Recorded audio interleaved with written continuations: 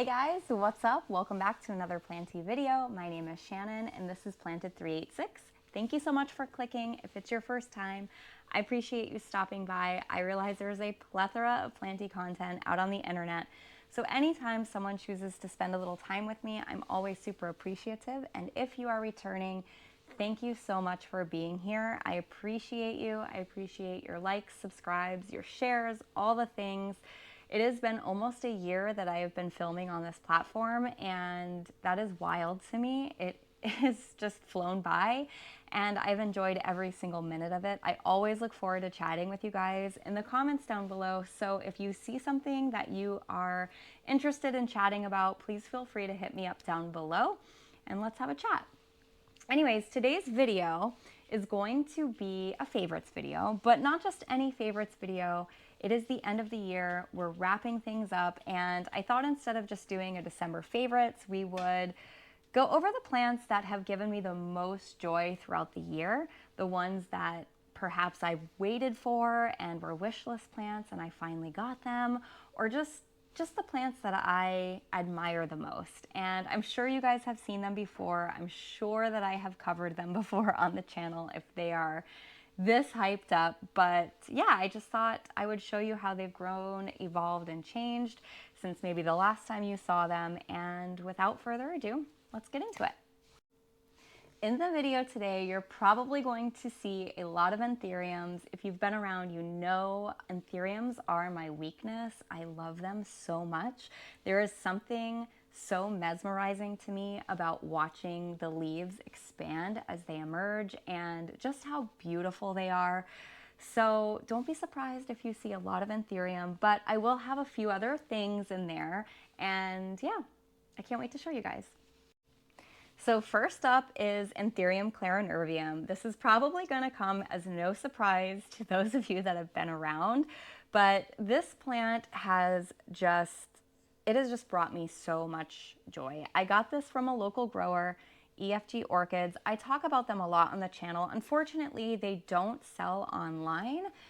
So it's kind of like a local treasure, and maybe perhaps someday I will film a little video or a little clip of me kind of in there.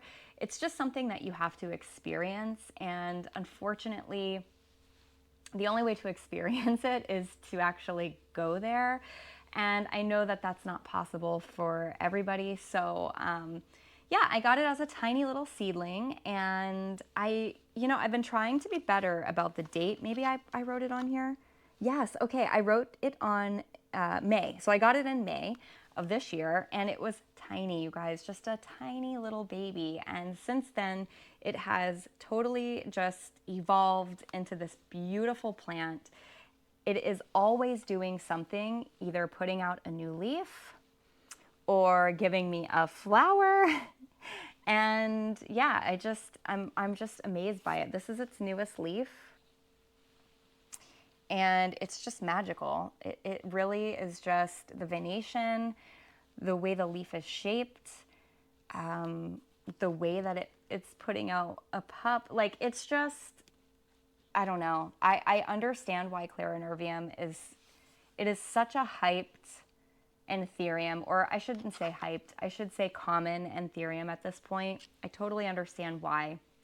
I totally understand why people use this as a parent plant, because it just makes the most beautiful hybrids.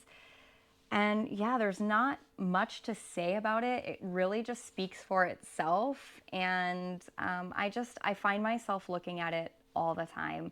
All the time. It has been a pleasure to own. It is something that, to be honest with you, it's not one that was like super high on my wish list. It was just one that is a common anthurium, and I thought, well, if I'm collecting anthuriums, I should probably have a clarinervium kind of thing, and it has become one of my most treasured. So definitely, if you can get your hands on a clarinervium, they're pretty easy to come by. Definitely consider it. I have found it to be an easy grower.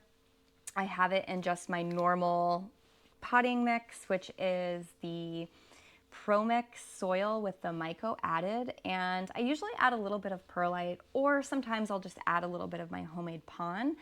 And then as the plant starts to grow, I usually top the aerial roots with just sphagnum moss, and I kind of ride that out as long as I can ride it out in the pot that it's in. Once my anthuriums once the root starts to push out of the hole, I immediately pot them up because I find that anthuriums really like room to grow. This one has some beautiful chunky roots. This one actually is in a no drainage pot. It's just one that I had available at the time. However, when I do go to pot this up, I will definitely put it into a regular nursery pot with a cash po. That's really how I like to grow them. And yeah, just regular feeding. It's given me no troubles.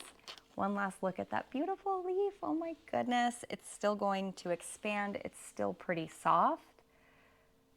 So yeah, I notice like when my anthuriums are in no drainage vessels like this and I can't see the roots, typically I know it's time to give it a repot if the new leaf doesn't exceed the leaf prior. So this one is still on the soft side. However, I don't believe this leaf is going to become larger than the leaf prior.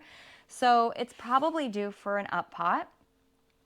My light sort of just cut out on me, but I was saying it's something that I'll have to do sooner than later. So as soon as that leaf expands and is completed, I will go ahead and repot that one. Next is this big girl right here. This is Anthurium Silver Blush. I've shown her many times on the channel. She is about to give me a new leaf and a flower. I don't know if you guys are going to be able to see that. Perhaps. The leaf is here, the flower is here. And yeah, it's just always happy. I mean, she never gives me a fuss. I do not remember how long I've had this. There is no date, but I've had it, I would say, longer than the clarinervium. It is definitely one that was on my wish list. Because of the venation of this specific anthurium, I figured it would make an incredible parent plant, and I do plan on hybridizing my anthuriums. I've just kind of been waiting for them to mature. I got a lot of them back in October of last year, so it has been a little while now. However, I have acquired several throughout this year, and yeah, it's just stunning. The emergent leaves on a silver blush are even more striking. They come out as sort of like a pinky coral color, and basically it goes on for a while. Like the way that the color shifts throughout the whole process does last quite a bit of time, especially as it starts to get a little bit bigger and the leaves take longer to harden off. But anyway, it's just amazing. It really is. It's another one that I feel like should be a staple in everyone's collection, and it's not one that I hear talked about a ton. I feel like it's one that people don't mention it a ton. I feel like we talk about the hybrids of this plant, but not the specific plant in itself. And yeah, maybe it's just me. Maybe I just don't see other creators talking about it. I do see it mentioned here and there, but not as often as, say, hybrids. And while I love hybrids, there is something about the actual parent plant that just, I don't know. I just think everyone should have one. It speaks for itself in the way that the venation is. If you like that sort of bold, lightning venation, this is definitely it. Yeah, I've just enjoyed looking at her. I'm constantly watching her. You're gonna hear me say that probably over and over and over again in the video, but it really is just, it's magic. It's just pure magic. I also forgot to mention in the little intro that I do have a little unboxing to share with you guys. I'm just gonna put it in at the end. It's been a wish list plant for both me and John for a while now, so it's not a favorite. I can't count it as a favorite because I haven't had it long enough to be a favorite, but it is definitely one that I've been super excited about, super excited to get, and I finally got my hands on one at an affordable price. So if you guys hang out till the end, I'll have a little unboxing for you. Okay, I want to switch things up just for a minute because I know not everybody loves anthuriums. And so this here is my Hoya Wilbur Graves. And yes, I have mentioned this one a ton on the channel. It is such a beautiful specimen, and it is such an easygoing Hoya. I have recently just chopped it back to here. It had a pretty nice vine, and I decided that I have decided that I want to make a full pot of this specific specimen, if that makes sense. Like, I want a full pot of this variegation. It basically started to, like, in the vine, the first, we'll say, 5 sets of leaves were highly variegated, and then it started to produce lesser variegation. So anytime it does that, I sort of chop that part back. I have created a full pot of the lesser variegation, and I do plan on parting with that at some point once I get a nice established version of this specific specimen. But we've just been working on that. I did recently, like I said, prop it, and I have a bunch of cuttings coming. So hopefully those cuttings will sort of give me the amount of props that I need in order to create that pot. If not, we'll just wait for this vine to grow back out, and then we'll repeat the process. It does take some time in between cuts in order to get another vine and to get the leaves and all of that. So it has taken me some time, but nonetheless, this has just been such a joy to my life. I enjoy looking at it and seeing this beautiful variegation. And again, it's in the Carnosa family. It's just been such an easy grower. It gives me no fuss. The cuttings always take. I don't think I've had a single cutting not take for me. And so, yeah, I just thought I would show it to you guys, share it with you again. It has definitely been one of my favorites for the year. And Sampy here is very nosy today. He's very nosy today and wants to be in the business. Another Hoya for you guys that have been around, you know, this Hoya Bella has just, it has amazed me in ways that, like, I didn't even think was possible. So it gave me so much trouble in the beginning. I definitely thought this was one that perhaps just isn't for me. I find certain Hoyas to be more fussy than others. I suppose that's the same with any genus, but specifically with Hoya, I realized that they're not all for me. Like, some of them like me and some of them don't. But this one here, it seems we have found our common ground, and I just cannot believe how big she has gotten this year.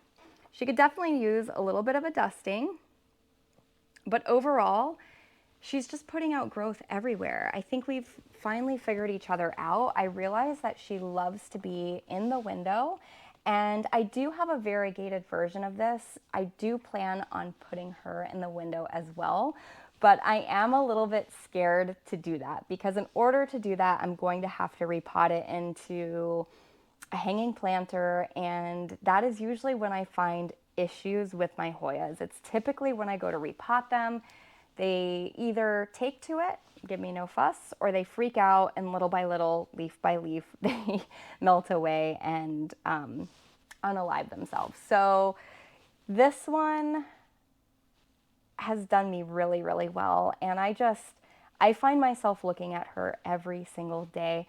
I think it looks beautiful in the window. I love to see how long it's getting. It grows so fast. Like, when this is happy, it grows at an alarming rate. So yeah, I mean, it's not a very full pot per se, but it is definitely trailing. It is, and if you've been around, you know I love a good trailing plant. It's hard to get it all in the frame just because it has sort of become so long. I have thought about propagating it and like putting it back in the pot, but I'm afraid. I'm afraid that it's not going to take and I will lose the length. So it's kind of one of those things where I'd almost rather, I don't know, you guys, I would like a fuller pot of it, but I'm just so scared to do that. If you guys have chopped Hoya Bella and you've had success, let me know how you did it and what medium you used to propagate. But yeah, she's just definitely one of my favorites. I love her so much. and I'm hoping one day she will bloom for me. None of my Hoyas have ever bloomed for me. We've definitely talked about this in the past, but this one here has given me the most peduncles. She usually, for whatever reason, she will abort the peduncle. She's never given me a bloom, but she's definitely given me the most hope of a bloom, if that makes sense. Okay, you knew it was coming. If you've been around, you knew this was coming. This is my Rhipsalis baccifera or baccifera. I'm not sure exactly the pronunciation, also known as the mistletoe cactus. This may be as silly as this may seem because this is such a common plant. Like, you can literally find this pretty much anywhere. It may be my absolute favorite. I know, you guys, but it's just like, I don't know. I don't know what it is. It's so beautiful. It's so wispy. I think that's it for me. I think I love how just wispy it is, how graceful it looks sitting in the pot, sort of trailing down. I have it on, it's actually like a candle pedestal, I guess, and I just have it sitting on top of that, trailing down in the window, and I look at it every single day. Every single day I look at it and I think, wow. I mean, it is amazing. It started out as such a tiny little sprig. To see it here, just, it sort of blows my mind, and how quickly it's done that. I would say I've had it now for definitely well over a year. I started my planty journey, like really started getting into plants, I would say like June of 2023, I believe, in terms of like inside plants. We had a ton of outdoor plants before that I loved on. We definitely have a ton of fruit trees and things like that. We were really into the outdoor vibe of it all, but in terms of houseplants, I would say June of 23 roughly is when I really started getting into houseplants. So I would say this was one of the first ones that I got, and it has just been an absolute joy. It has been an absolute joy. I'll definitely get B-roll of everything. You guys should be seeing clips of how everything is displayed in the house. But in addition to just how it looks in the window, I think this is one that no matter what planter you put it in, it's going to look good. So you could do like one of those cute face planters and make like hair out of it. It's just, I don't know, I feel like it's multifaceted in that way, but for me, I like it in just standard patinaed terracotta. I just think there's something so charming about it. I love the new growth, how it comes in this sort of like chartreuse. I don't know how well that's coming in on camera for you guys, but it's just always doing something. It never gives me a fuss. I've never had a problem with pests, or just even if it's underwatered, it tells me that it needs water. The little branches will sort of get like, instead of being cylindrical, they'll almost look like a pencil. They'll have like ridges. That's how I know it's thirsty. But outside of that, like, I've just never had any issues with it. I just think this is such a cool plant. I think it's such a forgiving plant. It's all the things that I think we overall enjoy in plants: ease of care, ease with pests and things like that. And just, yeah, I don't know. You guys have seen me go on and on and on about this, so I am going to try not to blabber on too long, but I could talk about this plant for an hour. I really could. I just think it is so beautiful. I have never chopped from it. Actually, I take that back. I have propagated like a couple branches back in earlier days, but I just want to continue to grow it. I want to see how full it can become, and I don't know. I just think it's magical. Keeping in tone with the Rhipsalis, I want to continue on with my other one that I absolutely love, that I stare at all the time, and this is my Rhipsalis micrantha. I will have one more in the video to show you. If you've been around, you know I love a Rhipsalis. They're just so easy, you guys. They're just no fuss, you know, and they always look so elegant, sort of trailing. But this one is it's different in the sense that instead of it being cylindrical, the arms, as I call them, are flat. And it just looks so graceful. I love it in this disco planter as well. I just think this sort of jazzy, the jazzy vibe of this pot sort of really pairs nicely with the simplicity of the plant. And it just looks graceful. It sits in my dining room window and I am constantly looking at her. I'm constantly seeing, well, how much have you grown this week? Because it is growing like a weed. It is always growing. I don't know, yeah, you can't really tell the new growth. It looks similar to the last one that I showed you. It kind of comes out a more chartreuse, and then as it expands and hardens off, it will go into this deeper green, but I don't know. I just think it is so cool. I have chopped it a couple times, and I do have another little planter that has like a little face on it, and I added a few pieces to that planter just to sort of create hair. And outside of that, I've not chopped from it because I do really want to see this become not so much full. I don't necessarily need the whole pot to fill out, but I would love to see how long it can get. And I will say the pieces that I did propagate were very easy. They took, and honestly, this is such a forgiving plant. Like, there have been days that I've missed a watering because with Rhipsalis, it's not as crucial as like my anthuriums to ensure that they stay hydrated. So if I'm just having a lazy week and I just want to water the plants that desperately need it, I will hit those and sort of skip these, and I never have a problem. When they start to shrivel is when you know you really need to water it, but they can take some neglect, and yeah, it's another reason why I love them so much. Okay, we're gonna get back into anthuriums for just a little bit because I have quite a few to show you. But this is Anthurium zara, and of all of my anthuriums, in terms of the way that they look hardened off, I would say the zara is my favorite. In terms of emergent, this is an emergent. It's still soft. It's getting close to finishing, but in terms of emergent, it's pretty, but it's not as striking as some of my other anthuriums. But when the leaves harden off, I think they are some of the most beautiful in my collection. There's something about that beautiful line of red that sort of goes down the sinus and the center. Also, the backs are even beautiful. I don't know, can you guys see that? The red line that sort of goes down the back center of the leaf, stunning.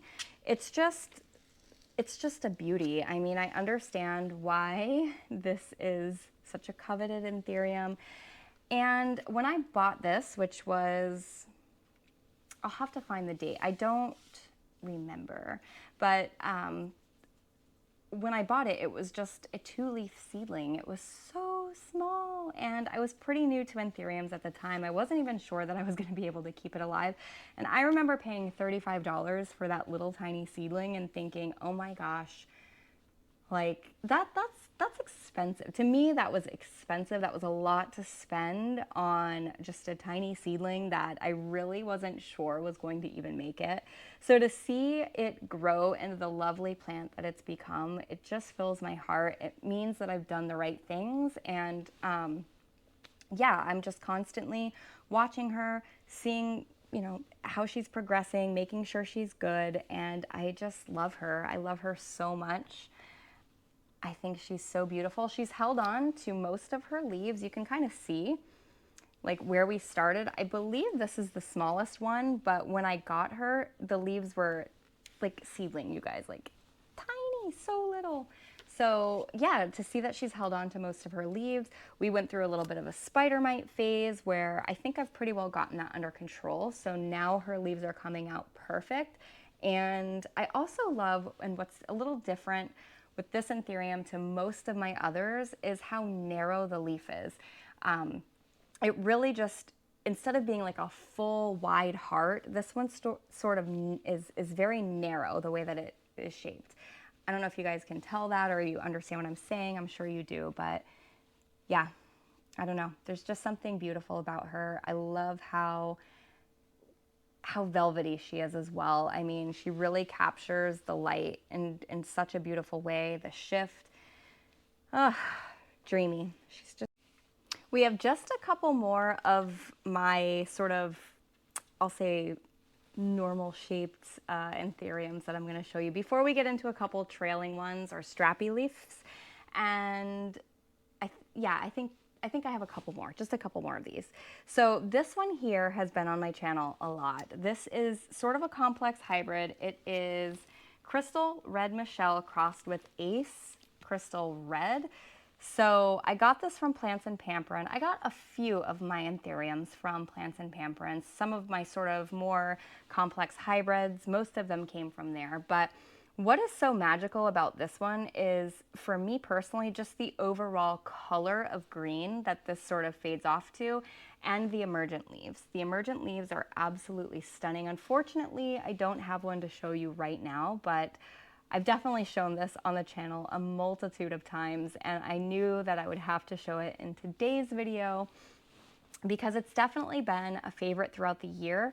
It has given me so much. It is constantly putting out a leaf. It is constantly doing something. So this one, the one I just showed you, was its most recent. These two came a little bit earlier, or it's two previous. It seems to be working on a leaf right now, but this one also is flowering all the time.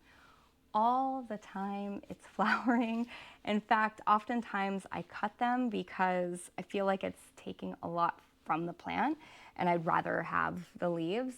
I am looking to hybridize this one, and I have actually taken pollen from her, and I have pollinated my Vittarifolium, which is surprise one I'll be showing you in just a few minutes. But and I think it took, which is so exciting.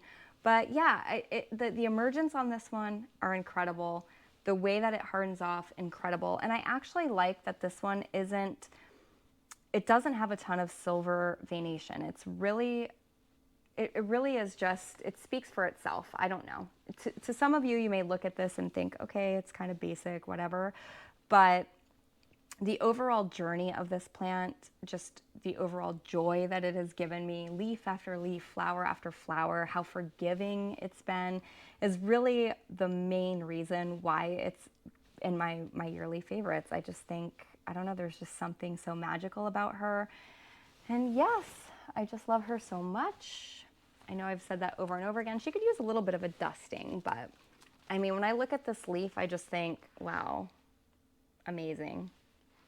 Amazing. I love the petioles, just kind of how, just the whole overall shape of the leaf, I think is so striking. It is so striking. It's a flower. It looks like it's about to give me another flower. So yeah, perhaps I could breed it, like self it, but I don't know. I think I'm enjoying using this pollen because it is such a frequent bloomer for some of my others that don't bloom as frequently, and just kind of seeing what I get out of it. So yeah, that's her.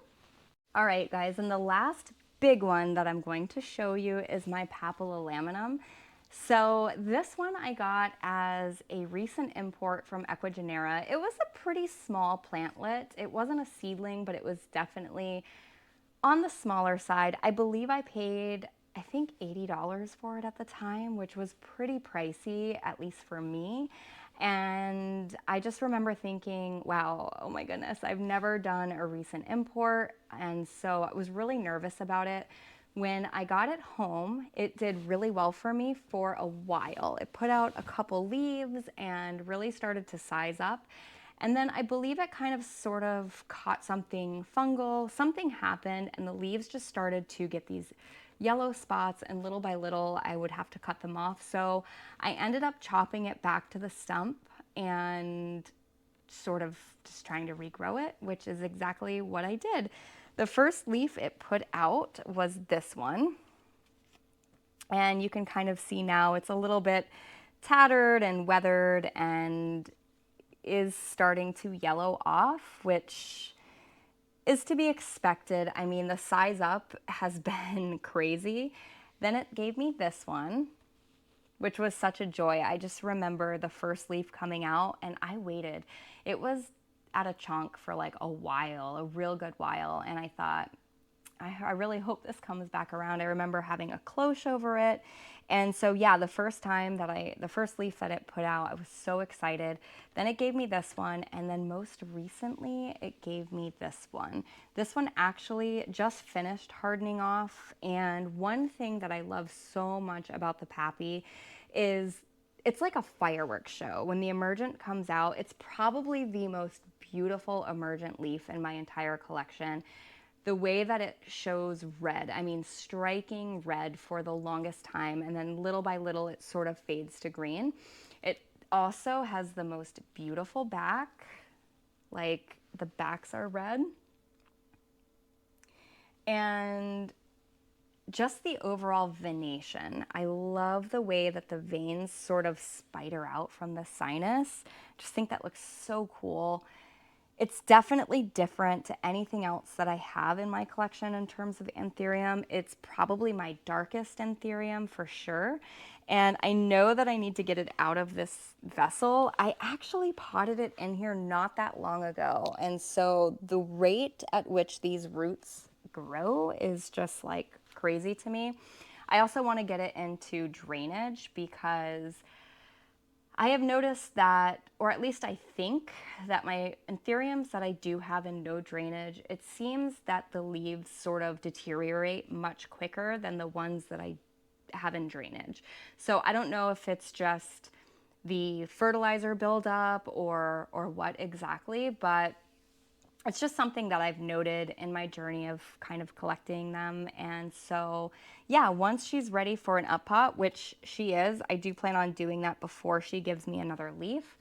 I plan on putting this into drainage with a nice cash po. The only issue is where am I putting it? So my Mills bow behind me, I'm really running out of space for a lot of these girls. I do have a full grow tent set up in the room and I have thought about setting that up, but there's something about being able to see them every day that I love, and I know that if I use the tent, I won't be able to see them here on display. And one of my favorite things to do is just to come sit on this little poof in this corner and just kind of take it all in. It almost makes me feel like I am just in my own personal little jungle, and I love that. And I know that the tent is going to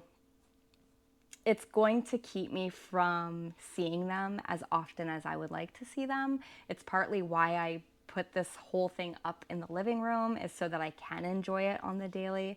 It's just a thought that I've been struggling with, and I know that that's the reality of it. In the spring, once any possibility of frost is gone, I'll be able to put them outside into the pergola and I'll be able to enjoy them out there. And I think that they're going to do amazing outside. The humidity here in Florida is on another level and that's exactly what they love.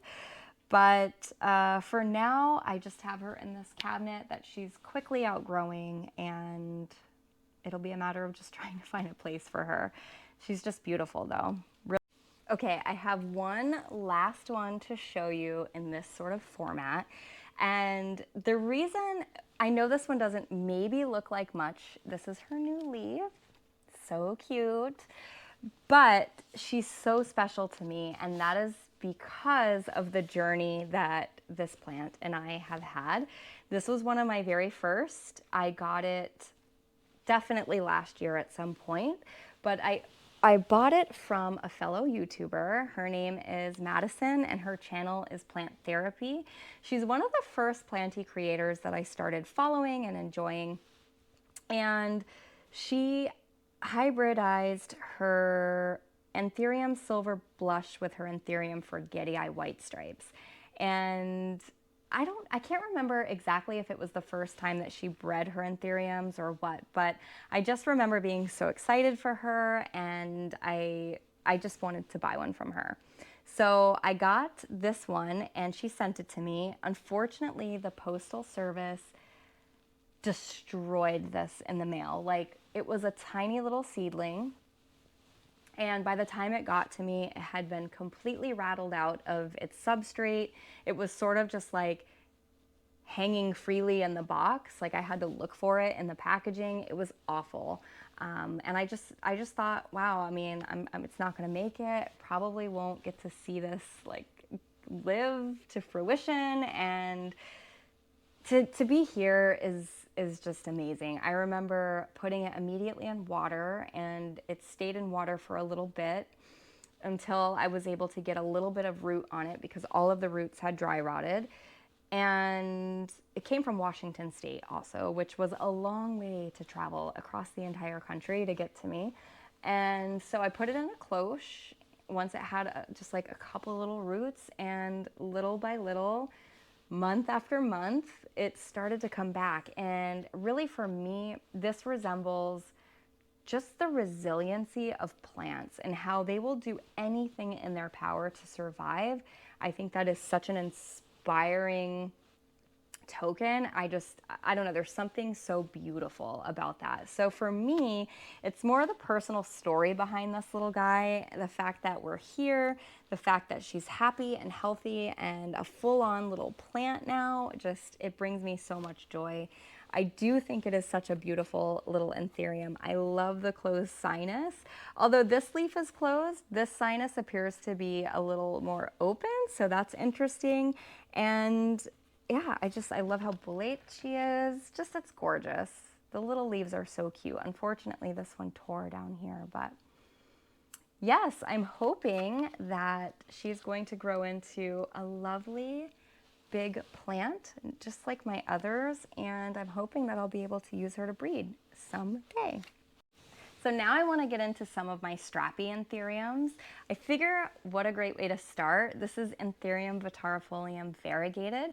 I got this back in June from Blue Moon Tropicals. You guys have heard me go on and on and on about them. I love them. They are amazing people. It is an amazing greenhouse, and I love spending time there. I love buying from them. She's just great. She knows so much about plants. I learned so much from her, and she puts a lot of love into her craft. So I know that when I'm buying a plant from her, it's a plant that was created out of love. And yeah, she also has amazing specimens. She doesn't put out anything but amazing specimens, and I just respect that. So this is just a little guy. He started out as just a babe. I mean, you can see those little tiny leaves maybe down at the bottom that he started with. So to see him here is awesome. I can't wait to see it sort of grow into a full, beautiful, established plant. It does have a new little leaf on the way. And I just think the variegation on this plant is absolutely striking. I mean, I am a huge fan of Vittarifolium. If you've been around, you know that. I think they are so beautiful. I think for me, with the Vittarifolium, it's in the way that the leaf starts out so small and expands into this massive, just beautiful, strappy goodness. So yeah, I can't wait to get there with this one. It's doing really, really well. It's getting some really nice roots in the pot. It's not ready for an up pot just yet, but I don't think it'll be too much longer and we'll be there. And I just thought, what a better one to start with than this one right here. Next for strappies is my Anthurium wendlingeri, another one that was on my wish list for a while. I don't want to kind of rattle her around too much because this is her newest leaf. And I got this from the Green Escape. They had some on their website or on Palm Street, and I snatched it right away. I didn't think twice. I love starting out with small plants. It's a way for me to get my hands on some of my wish list plants without spending a ton of money. And yeah, I don't remember exactly what I paid for it, but I haven't had it a super long time. I would say that I probably got this back in maybe September, around there. I know I bought quite a few plants for my birthday. I've been trying to be really good this year about the amount of plants that I'm taking in as compared to last year. I went crazy last year, like absolutely insane. I could not even tell you the amount of money that I spent on plants last year. So I really tried to rein that in a little bit this year and focus more so on my wish list than just buying all the plants. I think it's really easy to get caught up in that especially if you're at a greenhouse and you're just kind of in that element. You just want them all. But yeah, I found it, like I said, on their website, and I didn't hesitate, snatched it up. I don't see this sold as a seedling often. That's kind of why it took me so long to get my hands on it. I found ones online that were full established plants, but pricey. So I just waited until the right opportunity came, and I just think she looks so beautiful in this pot. It's another one that I have in no drainage that I do plan on eventually getting out of this scenario. But in the meantime, she's doing fine in here. She's establishing herself in here, and she's growing beautifully. This was her last leaf, so there's a nice size up. And I'm hoping that this one will exceed this one. If it doesn't, I know it's definitely time to repot. But there's just something about strappy anthuriums, the way that they present themselves. I feel like they take up less space for sure than some of these others that have these big, beautiful heart-shaped leaves. And I just love the simplicity. I can't wait to get to a point where I will see my first inflow, because the inflow on a Wendy is spiraled and very different than any other anthurium that I have. And I definitely hope to breed with her at some point. For now, she's just the cutest, sweetest little thing in this beautiful vessel. I believe I thrifted this from the thrift store that I talk about all the time. And yeah, I can't wait to see what this next year has to bring for this beautiful plant. Okay, we're gonna take a break from anthuriums. We're gonna go back to Rhipsalis, and this is the last Rhipsalis that I'm gonna show you guys. It is my paradoxa, and again, another one that I got from Blue Moon Tropicals.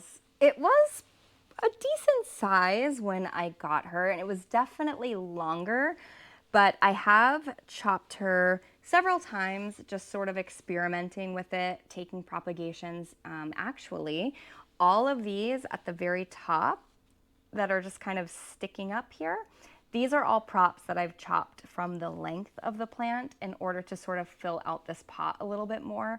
My goal with this one is to definitely have a full pot of this sort of draping all over the pot. And at some point I'll have to find the perfect spot for it. Where I have it now, it's fine, it does well there, but I just feel like aesthetically it would be much better up higher. I haven't figured out exactly where yet. In the meantime, I just enjoy seeing it. It's kind of on my way out the door, so every time I go to leave, I definitely look at her. And for me, the paradoxa just, I mean, come on, like, look how cool that is. Such a cool plant. I don't know. It starts out like fuzzy. Some pieces are fuzzy, some are not. It's just, I don't know. I just love it. I just love it so much. It's, again, a no fuss sort of thing. Doesn't give me any trouble. I've never had issues with pests, and it's just one that I can count on. I can count on to always look beautiful, and I also love it in this terracotta. This terracotta pot is probably excessive for this plant, especially when I first repotted it. It had definitely outgrown the hanging planter that I had it in, but I upsized probably a little too much, but my plan was to get it established and to not have to repot it for a while. So that's kind of the goal here. I don't think I'll have to repot it for a very, very long time, which is good. It seems to be doing fine in here. And when I bought the pot, it was brand new. So I feel like they're kind of growing together, because something about terracotta that I love so much is the way that they patina. I'm actually not a huge fan of like terracotta that's brand new. It's pretty, but I prefer it with the patina. I just love that aged look of terracotta, and I think the two of these are gonna look amazing together, and it's kind of like they've gone on this little journey together, I guess, you know? Anyways, that is her. I don't plan on chopping this anymore. I feel like I have enough cuttings in here now that are rooted to fill this out. So my goal now is to just let it go and just let it trail as far as it wants to trail, and then find the perfect spot for it. I may have to actually buy something to do that because I don't really, I could put it on top of my Vittarifolium shelf up here, but it's a pretty heavy pot. And yeah, I don't know. I think I'll have to probably get something specific for it, but I'm okay with that. I think it's worth it.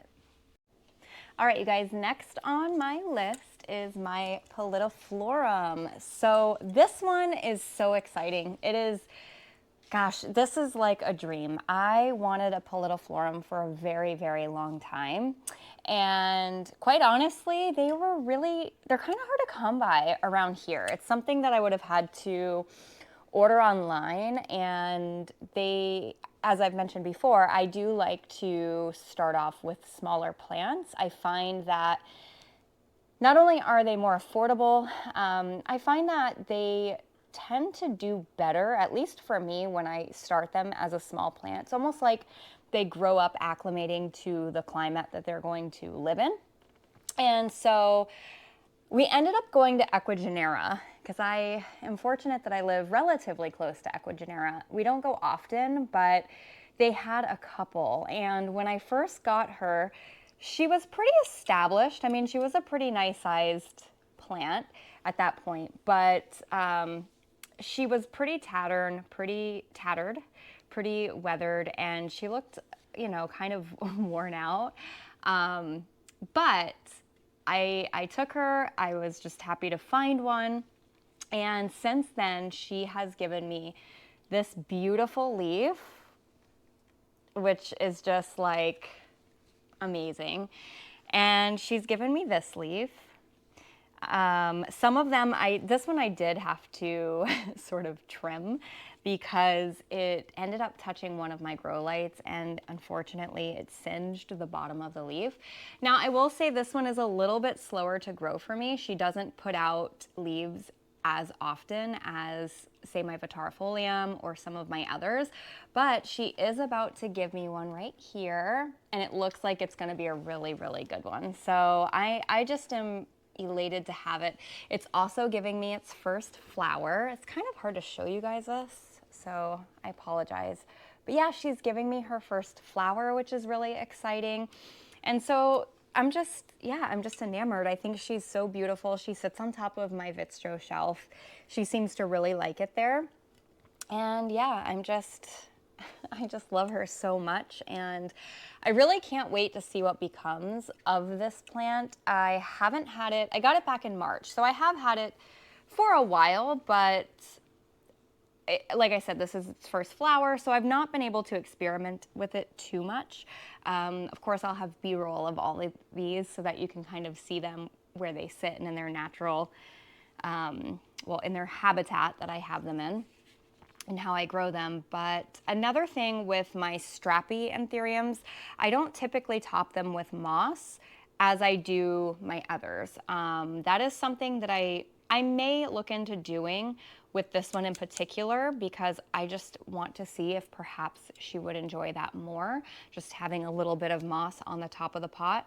It's worked really well for the rest of my anthuriums, but yeah, overall, I just think there's something so striking.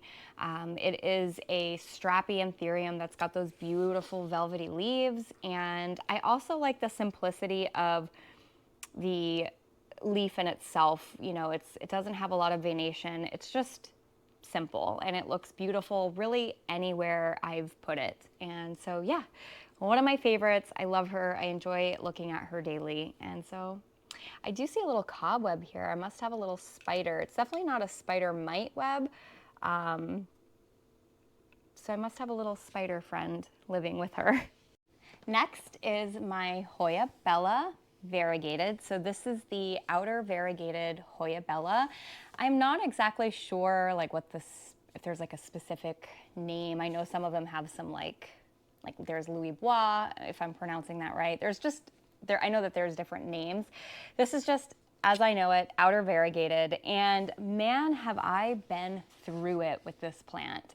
I got it from Blue Moon, I want to say probably back in either April or June. It was definitely at one of the open houses, and I was so excited to get this. It had been on my wish list. I had finally felt like I figured out my green form Hoya bella. And so just having a variegated one, I am a huge fan of variegated plants. I just think they are so striking, as most of us do. So I felt like I was in a good place to take this on, where I would be able to keep it alive and happy.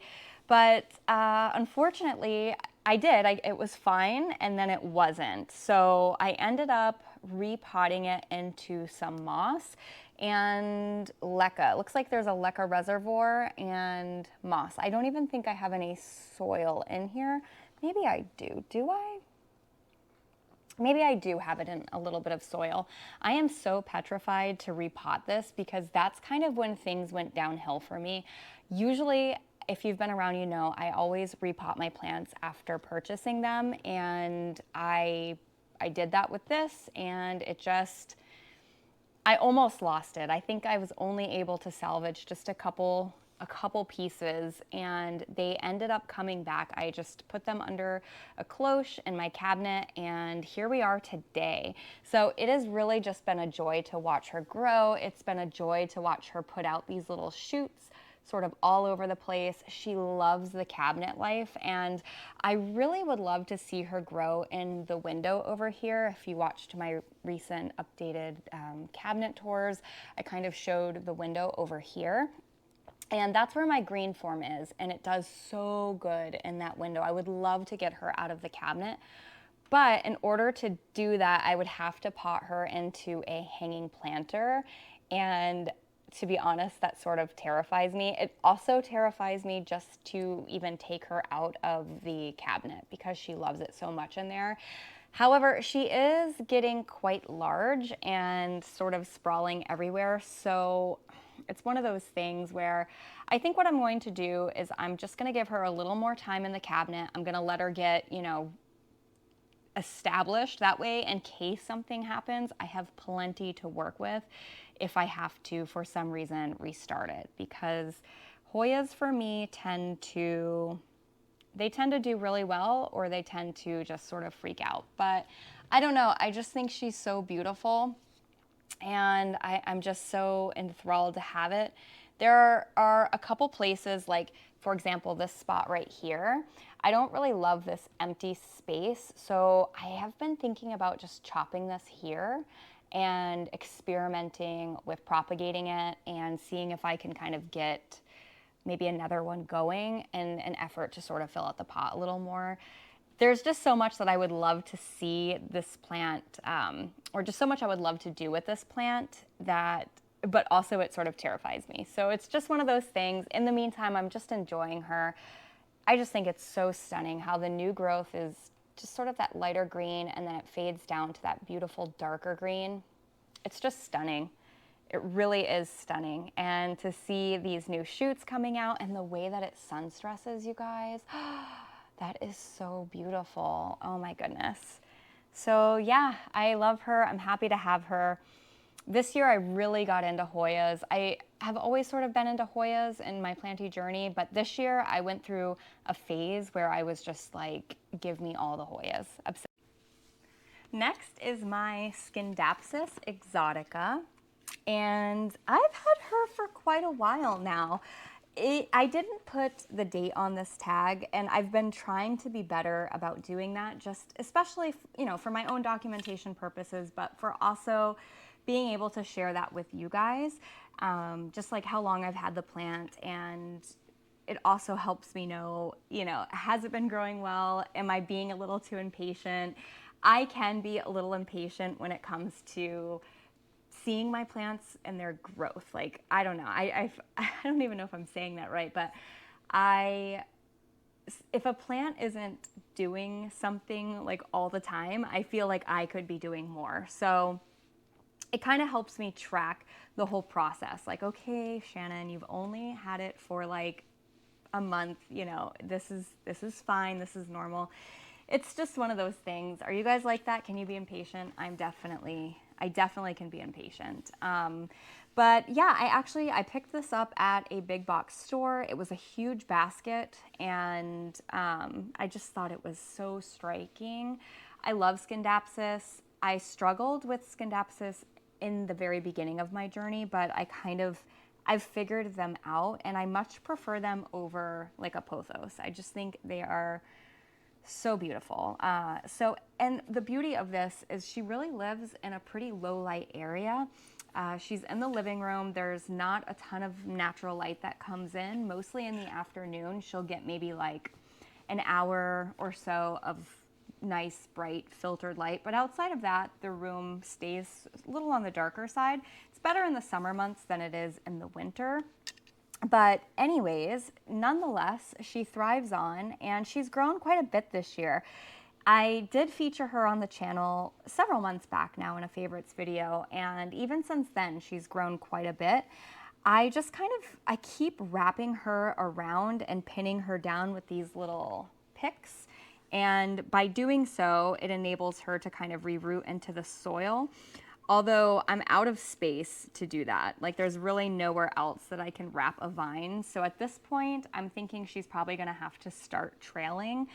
I have propagated this before, and I just kind of decided that I really just want to continue to let it grow. I just think it's so beautiful in the pot, and I would like to see it start to trail.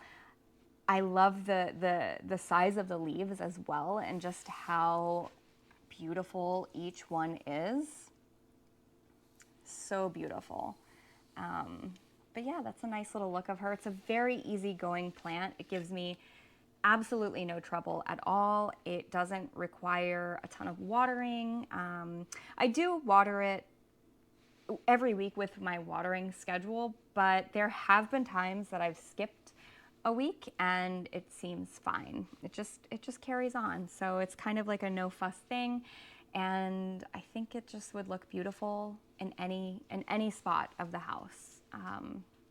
It's just one of those, I feel like, underrated plants, you know? It's not rare, it's not a fancy plant as they say, but it very much looks like a fancy plant. I should also note that I totally changed, and it's a different day, obviously, so I changed, so that is why I look different. It's a different filming day. So if you notice that, that is why. Anyway, I love her, and I think everyone should have one. I really do. I think it would make a great gift also, because it is such a low maintenance plant. If you have someone in your life that you would like to possibly get into plants that doesn't maybe know a lot about plants, I think this would be a great place to start. And you can find them pretty much anywhere. Okay, we have another Hoya. This is my Hoya quinquenervia, and she definitely needs a dusting for sure. But she is on my list because when I started my channel, I went back and I looked at, I think, one of my earlier favorites videos, or maybe it was my Hoya collection video. Yeah, I think it was my first like Hoya dedicated video. And I saw how small this was. I saw in the video how I spoke about it. I was struggling with it. And since then, this thing has absolutely taken off. It's done so much. And I think it is just such a cool Hoya. There's not a whole lot to it. You know, it's pretty simplistic. The leaves are, they're not splashy or variegated or anything, but they are just so cool. I mean, I think it is so neat how these start off small. It's kind of like an anthurium and my infatuation with some of these leaves, and how they start out so small and expand and just become these amazing, waxy, beautiful, succulent looking leaves. I just think it is so cool. I should have probably dusted her before showing her to you, but that is reality. She sits in the window over here on the other side of the couch, and she's just done great. She's a very thirsty Hoya. She's always down for a drink. That's something that I've noticed. I do have her in my semi-hydro, and I've been thinking about propagating her and trying to start in soil. So I've been doing that with several of my plants that I have in my semi-hydro. I've been thinking about starting them over in soil, just because it is a little bit challenging, I find, to repot in semi-hydro. Especially just finding vessels that will suit the plant and the substrate.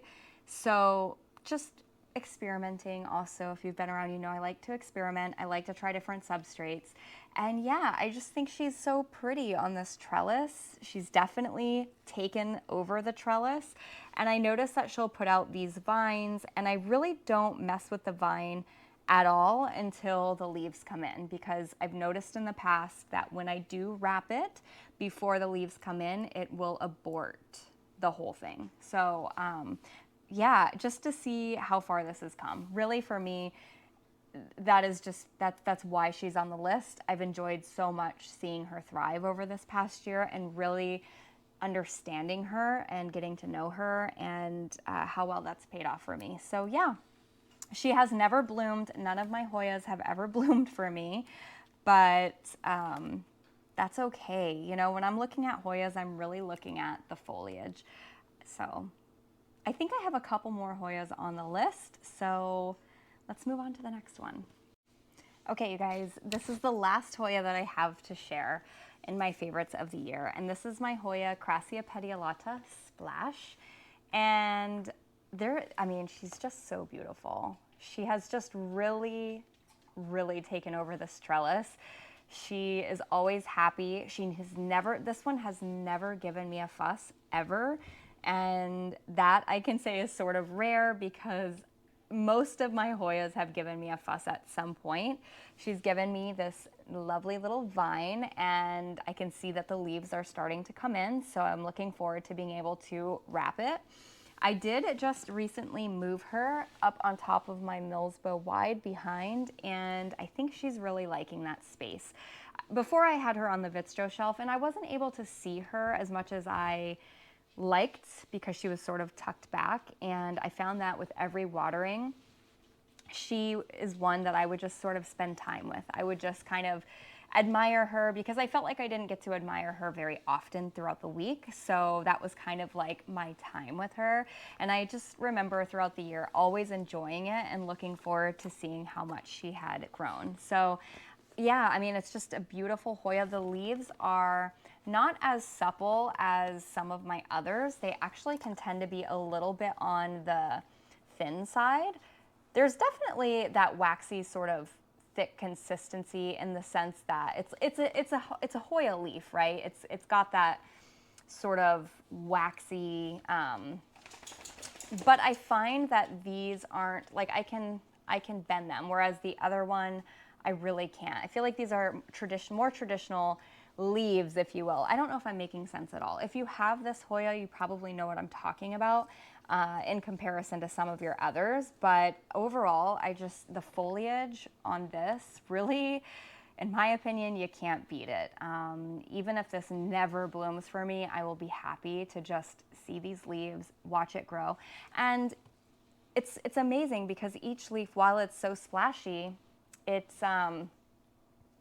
they're all different, you know, they're all unique. The splashiness varies from leaf to leaf, so you never really know what you're going to get. I have never sun stressed this, and I would be curious to see how that would look. But yeah, she just grows like crazy. I mean, she really just grows like crazy. I have her on this sort of makeshift heart trellis that I made out of just some wire around the house, and she seems to love it. I don't always put my Hoyas on a trellis. Most of the time, I prefer to just let them grow wild, but I think she's definitely one that suits a trellis, really fills out a trellis nicely, and yeah, I'm just happy that I can see her more often now in her new home, and I've just been enjoying it. I've really been enjoying it. For the last 3, we are going to have to go on a little bit of a field trip, because they are too large to show you just sitting down.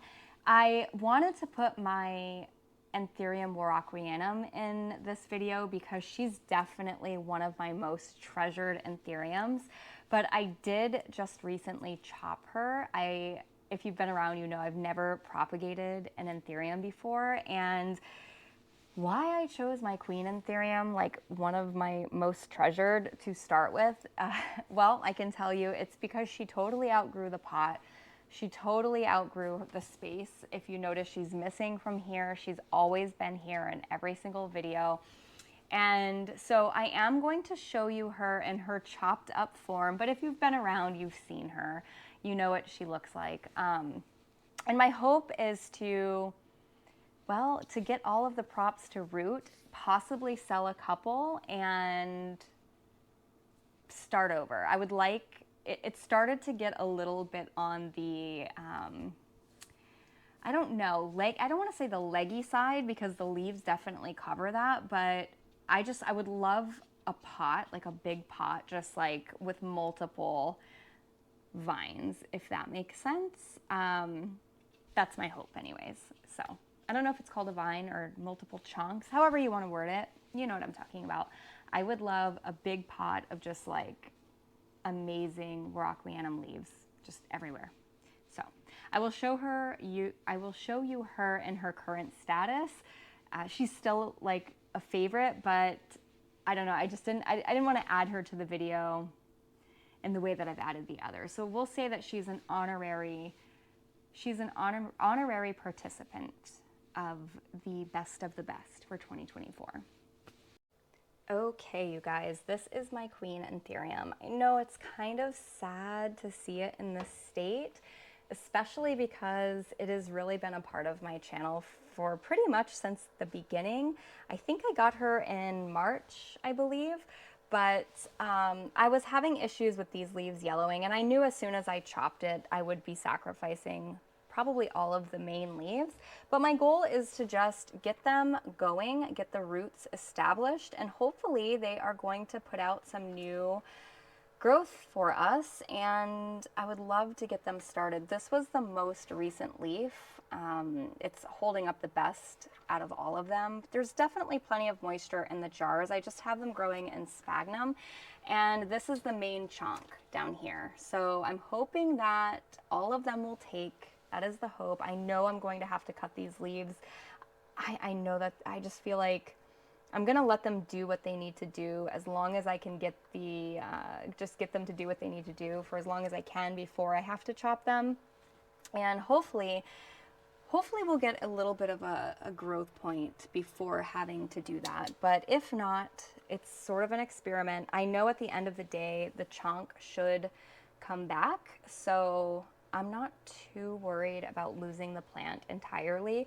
It's also my first time experimenting with propagating anthuriums, so yeah, you know, you live, you learn, and my hope is at least the top cut will definitely make it. And if I have to chop these 3 leaves, that's okay. Hopefully it'll all work out, but yeah, I don't know if it got something fungal or what. Not really sure. We will see. We will see. Stay tuned. Cross your fingers. Okay, so we're gonna start here with my Vittarifolium. If you've been around, you know this is one of my most prized plants in my entire collection. I love her so much. I cannot express to you like how much this plant means to me, how often I just come over here and look at her. It's hard to even see it all because she's just really taken over this space, and I honestly have nowhere else to put her. Like, this is it. This is where she has to live. So hopefully I can sort of, I don't know, I may have to propagate her. I definitely want to cut these because I think that this inflow, I pollinated it with one of my other anthuriums. I have that in a reel, I think on TikTok, and I think it's taken. So I'm definitely going to get rid of these 2 inflows because 3 is just already a lot, I feel like, for her, and you know, I'm not going to breed her multiple times. We're gonna see what happens with this and then kind of go from there. But she is giving me a new leaf. This is kind of her newest work of art. It's already expanded quite a bit, and I definitely think it is going to grow further than the rest of them. That's another thing at some point. You know what? I would love to see her leaves like touch the floor. Wouldn't that be amazing? You guys, this plant is a dream. If you don't have one, you definitely need one. Just add to your collection. They're so easygoing. I have 3 of them now in my collection. One of them I'm looking to rehome, but that is because I just love them so much. They're just so easygoing, and how striking. Like, I don't know, maybe it's just me, maybe I'm biased, but when I walk into this room and I see those beautiful strappy leaves just really commanding the space, I don't know, it just does something to my soul. It makes me feel like I am in the jungle, you know? Amazing.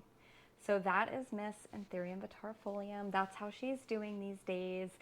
I am really hoping to get some berries from that inflow. This is the Anthurium that I bred her with. So she was in the favorites, my Ace Crystal Red, that sort of complex hybrid I was telling you guys about. Oh, she's touching that light. That's not going to be good. In fact, do we need this light? Do we? It does put out quite a bit of... I'm going to have to rework that. But anyways, for now, so I think it's just going to make some really interesting babies. If it all works out, it's going to be so cool. Yes, so that is her. Very proud of her. Okay, next is my Florida Beauty.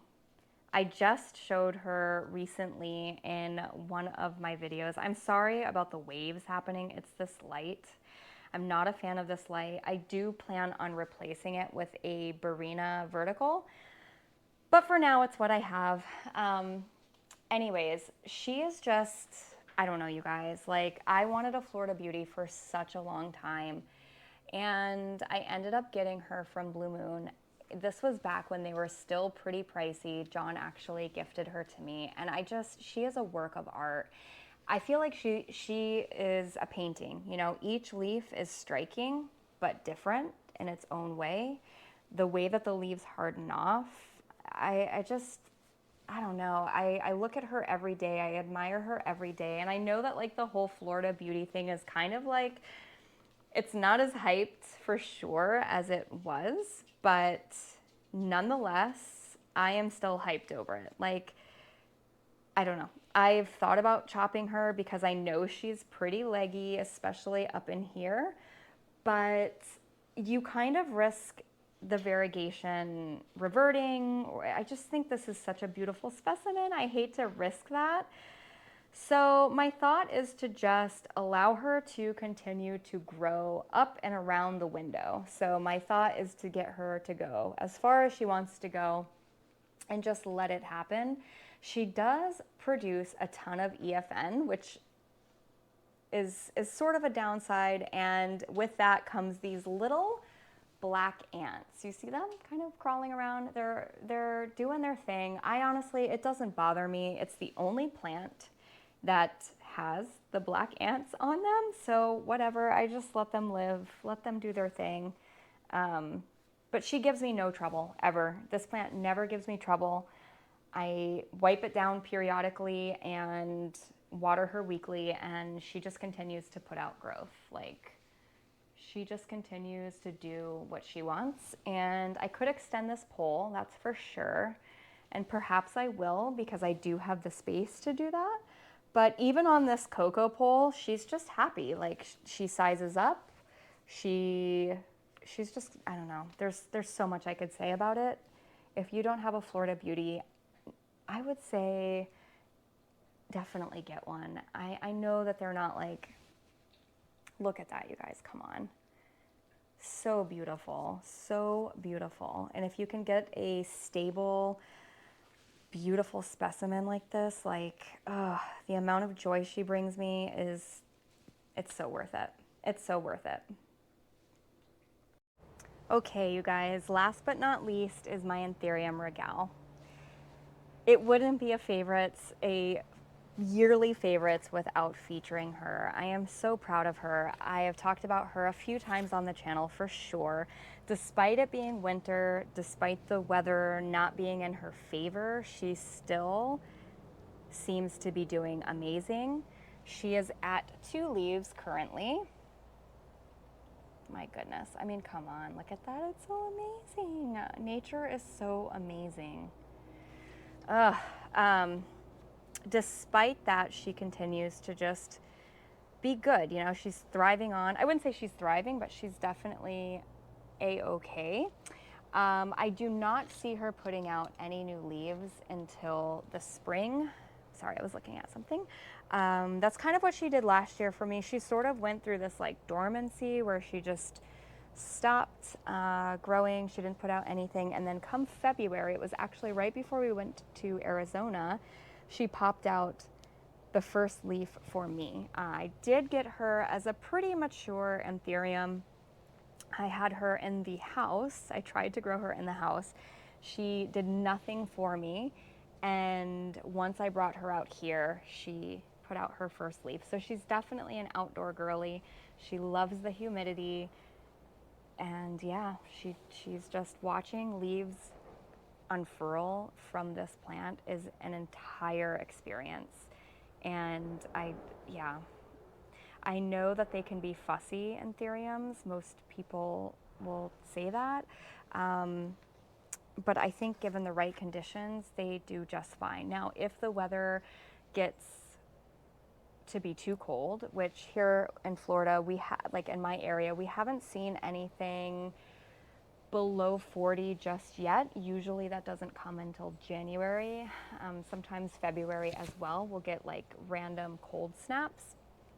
But, oh my gosh, it's so beautiful. But I do have a space. I can always bring her inside and she'll be okay. But I do have a tent, an entire grow tent that I've never shown you guys, that I can put her in with a full, like, stable, humid environment. But I only really do that if I absolutely have to, because I don't have shelving for my tent, and so space is kind of limited. But I do plan on fixing that. I would like to get a couple shelving units to put in there. That way I can sort of grow in there and make that room kind of like, not a plant room because I already have my plant corner, but like another space that we can hang out in and film in and chat in and stuff like that. So that's kind of my goal for 2025 when it comes to my plants and planty content. So yeah, that is her. Look at her petioles, look how long they are. She is a whole experience. Okay guys, that's all I have for you today. I hope you enjoyed my yearly roundup of my most treasured plants of the year. And I hope you had an amazing time with your family over the holiday if you celebrate, and I hope you have an amazing new year. I personally am looking forward to this new year. I have a lot in store in terms of ideas for the channel and just in my personal life, so I'm really looking forward to it. I have been drumming up some ideas for a new little planty space for us to sort of film in, so that's exciting. As I mentioned before, I do have a grow tent in there that sits empty, and I think that it could be like a cool little nook for us to film in, maybe put some anthuriums in there and things like that, especially my large ones as they sort of outgrow this space. And yeah, I'm really looking forward to it. Thank you so much for being a part of my journey, for hanging out with me in the Planty Corner every week. I can't believe we're almost at 1,000 subscribers. I appreciate every single one of you so much. Every single comment, every single time you like or share my video, I appreciate it so much. So thank you, and I will see you guys really soon. Bye. Okay, so we have another Green Escape unboxing. I have no light set up. I don't have my microphone set up because literally it just came, and it's a lot to do for just an unboxing. So I know I said I wasn't ordering any more plants, and we're done. But this one came up on the Green Escape, and John is right behind the camera. And this is something that we both wanted for a while, and I couldn't resist. So we're gonna unbox it. I already kind of started to undo it a little bit. Are you excited? I'm excited. I can't wait. We've been eyeing this plant for probably, I don't know, at least a year. This one will eventually live outside. As per usual, they give us the cute little card, right? So cute. So, grown with love by Scott. I think he's the owner, pretty sure. And then packed with care by Martha. Thank you, Martha. I did order insulation because I just wasn't sure what the weather was gonna do. So, let's get that out of there. Did they insulate? What is this? I think this is just the heat pack. I don't know. Or is this the plant? Oh, this is a plant. I'm not sure. What's this? Is this the heat pack? I think this is the heat pack. Let's get the box out of the way. All right, I think this is just the heat pack. I actually ordered 2 plants. This is definitely the heat pack. Heat pack. Okay, nice little insulation. Okay. They do charge $10 for insulation, which I don't know. I don't know how I feel about that, but you gotta do what you gotta do in the winter. I'm so scared I'm gonna cut something I don't want to cut. Gosh, this is like hard to get in here. Oh, here we go.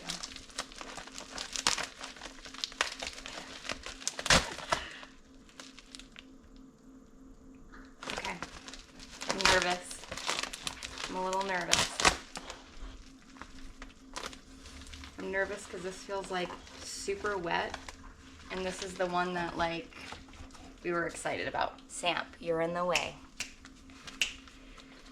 Okay. It's like a fuzzy doll. It's really wet.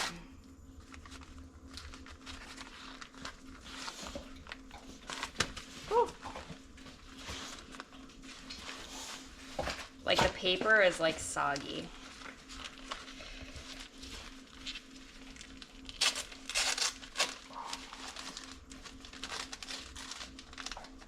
Oh, he's okay. Okay, he's gonna be okay.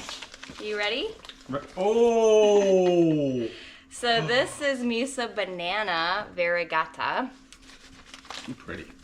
So we're hoping one day to have variegated bananas. We do have 3 other banana trees outside. We have a dwarf Cavendish banana,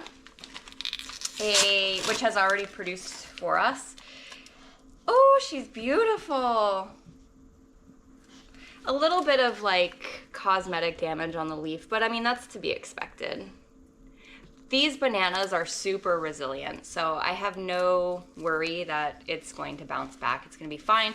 It's gonna live inside until the winter is over, and then I will put it out in the pergola until it gets big enough to go into the ground. But yes, these have been really pricey, and they had it for $40 on the website, and it is a really beautiful, beautiful, beautiful plant. So, roots look good. Roots look really good. That makes me happy. And then the other one, I'll set her here. Do you want to check her out, babe? I did, I looked at it. You did? Okay. Yeah, it's cool. I got it on film. Okay.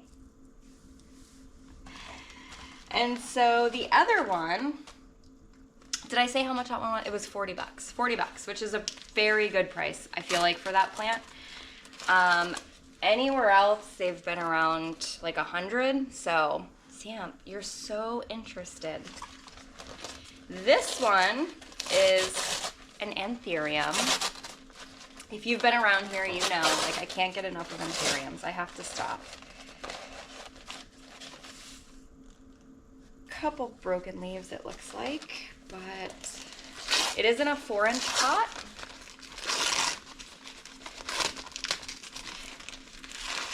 I don't know why the paper was, I think the paper was so soggy because of the heat pack. We probably honestly didn't need the heat pack. They're not that far from me, this particular nursery, but the weather has been kind of all over the place, and I don't trust shipping.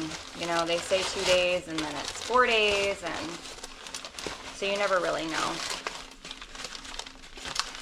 Anyway, yeah, strange. There's like leaves breaking off everywhere, sadly.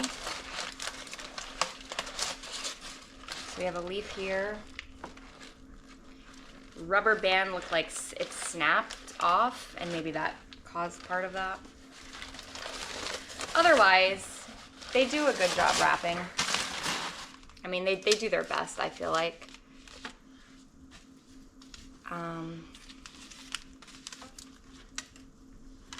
Let's just cut these rubber bands because I have no idea how they have them wrapped on here.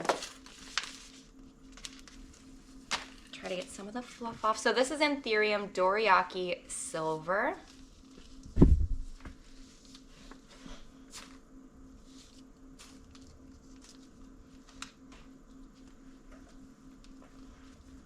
And yeah, she's just kind of crunched up. Obviously to be expected, but it's kind of, I mean, I don't know. I'm sure it'll fluff out. It just needs time to settle, I guess. I'm trying to get this one leaf. It is like, poor guy, mushed. There's also, like, this guy he's gonna be a bushy one. So I think I'm just gonna leave him alone and then just see if he can sort himself out. I'll put him in the cabinet right away. And then, which I don't really like to just put them in the cabinet, but I feel like they really need the humidity. So I'm gonna put him over here and just kind of hope for the best. He does feel damp, so he's definitely fine. The water's fine. Roots look okay at the bottom. I don't think you guys can see that, but we'll do a repot. We'll do a repot because I always repot pretty much right after purchase. I never like to leave plants in the soil that they came in. If you've been around, you know that, and I've said why. I know that's kind of a controversial topic, but I feel like it is, I don't know, for me it works out the best. I know my soil, and there, I got it. Felt bad for that guy.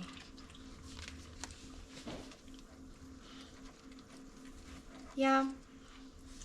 I mean, I think I paid like $17 or $16 for this, so it wasn't like crazy, but it definitely looked much better on the website. We'll give him time to fluff back out and just see, hope for the best, you know? I'm gonna put him right here. We are heading to work, so I'm gonna get this guy potted into something really quickly, and yeah,